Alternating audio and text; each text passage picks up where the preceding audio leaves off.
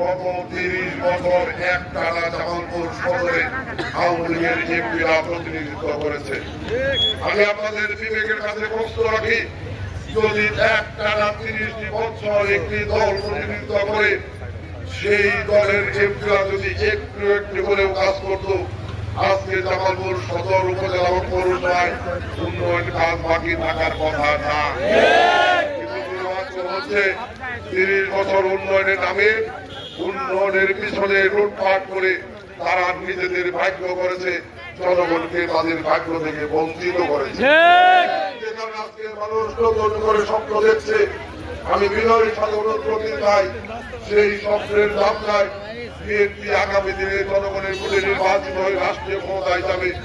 কিন্তু আমরা সদরে যদি এমপি নির্বাচিত হতে না পারি, তাহলে জামালপুরবাসীর সেই স্বপ্ন বাস্তবায়ন করা আমাদের পক্ষে হয়তো সম্ভব হবে না। কাজে যে কথাটি বিনয়ের সাথে বলতে চাই, 30 বছর পরে জামালপুরে